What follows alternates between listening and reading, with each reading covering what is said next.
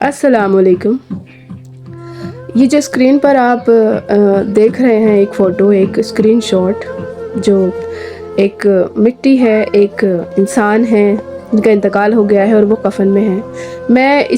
ये बात आपसे क्यों कर रही हूँ, मैं इनके बारे में आपको क्यों बता रही हूँ, मेरी पहले पूरी वीडियो देखिए, उसके बाद आप ये बताइएगा कि हाँ, हम अपनी ज़िंदगी में कितनी गलतियाँ कर रहे हैं और हमें ये चीज़ ख़त्म कर देनी चाहिए या नहीं। आपको पता है ये हमारी रिश्तेदारी में ही है।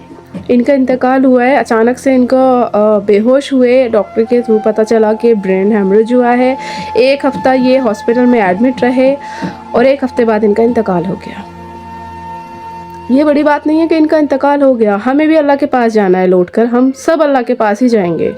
अल्लाह ने हमें इस आजमाइश की जगह पे इस दुनिया में हमें एक इम्तिहान के लिए भेजा है, जहाँ हम सब कुछ पाने की कोशिश में हैं, सब कुछ करने की, सिवाय इसके कि हम अल्लाह के सामने जब जाएंगे तो हम क्या लेकर जाएंगे। ये जिनका इंतकाल हुआ है, इनकी बहन इनसे नाराज़ थी किस बात पर कि जो बहनों का हिस्सा होता है, जो वालिद को, जो वालिदैन को अपने जीते जी बेटियों को दे देना चाहिए, वो इनके वालिद ने नहीं किया। और अगर जो माँ बाप नहीं करते हैं तो भाइयों को चाहिए, उनका फ़र्ज़ है कि वो अपनी बहनों का जो शरीयत के अकॉर्डिंग बनता है वो उनको दें। और अगर वो नहीं दे रहे हैं और कोई बहन नाराज़ है तो उनकी नाराज़गी गलत नहीं है, बिल्कुल सही है।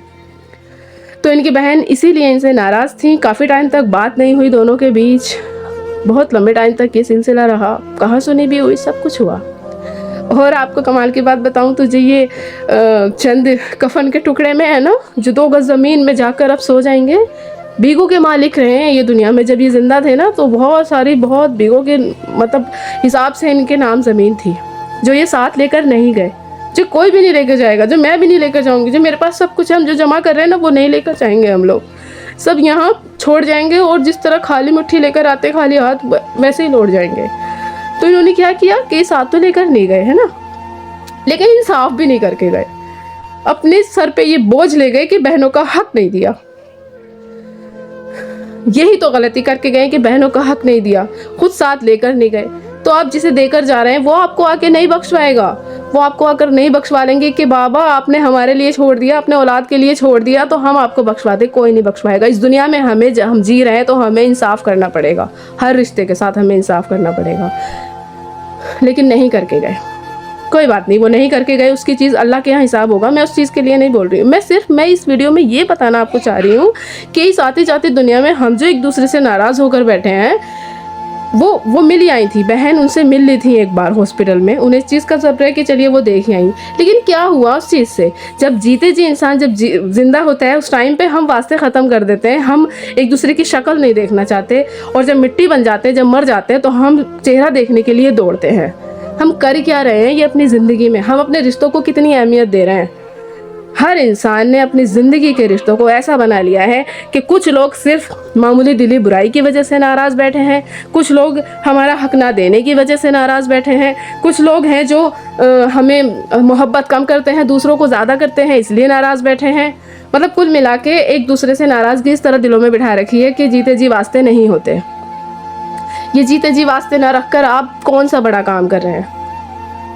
अल्लाह के वास्ते मैं सिर्फ ये कहना चाह रही हूँ कि जिस तरह ये अचानक साथ छोड़कर चले गए, नहीं पता था कि इस तरह अचानक ये हो जाएगा और ये चले गए, इस तरह हमारा भी नहीं पता है, हम लोग भी कब साथ छोड़ देंगे एक दूसरे का, नहीं पता है ये चीज़ हमें भी। तो मैं सिर्फ ये कहना चाहती हूँ, अल्लाह के वास्ते इस चीज़ को ख़त्म करें, अपनी नाराज़गियों को ख़त्म करें, अपने दिल से बुग़्ज़ निकालें, और चाहे एक दूसरे से बैठ के शिकायतें कर लें, बोल लें, एक दूसरे से लड़ लें, लेकिन दिलों को साफ़ कर लें, क्योंकि किस पल में कब हमारा साथ छूट जाएगा ये हमें नहीं पता। फिर हम बाद में बैठ के रोते हैं कि ऐसा हो गया था, मैंने ये कह दिया था, मैं नाराज़ थी, मेरी बोलचाल नहीं थी। क्या होता है बाद में इन बातों से? कुछ नहीं होता। तो जीते जी मोहब्बत से रह लो ना, अपनी ज़िंदगी में ये अहद कीजिए कि अगर कोई किसी के साथ नाइंसाफ़ी कर रहा है तो प्लीज़ अल्लाह के वास्ते उस चीज़ को ख़त्म करिए।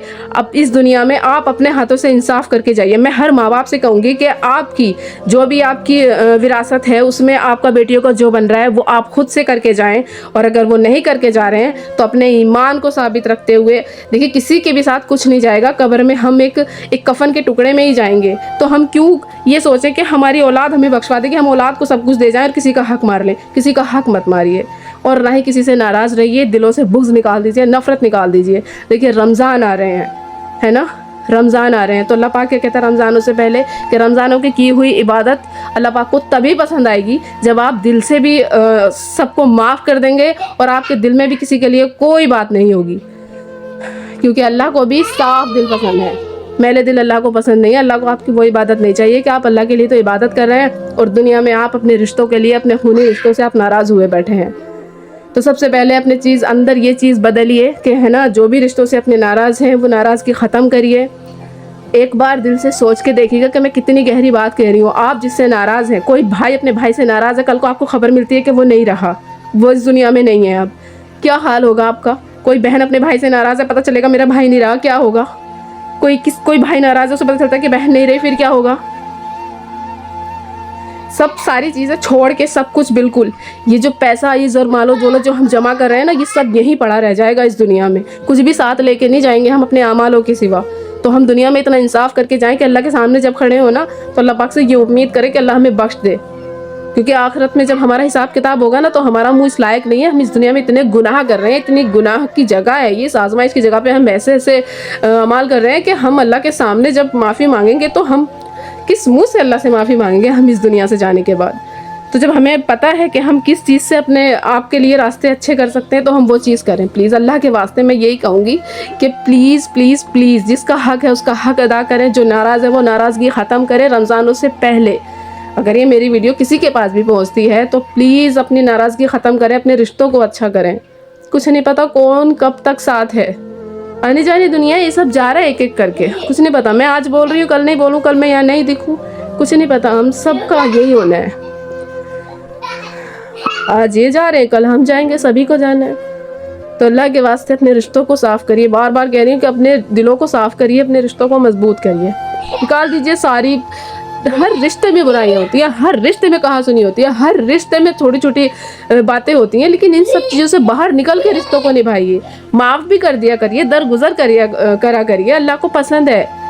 अगर हम किसी दुनिया में किसी को माफ़ नहीं करेंगे तो हम अल्लाह से कैसे उम्मीद करें कि अल्लाह हमें माफ़ कर दे? अल्लाह भी तो हमें माफ़ करेगा ना, हम भी तो अल्लाह से ये उम्मीद करते हैं अल्लाह हमारे गुनाहों को माफ़ करेगा।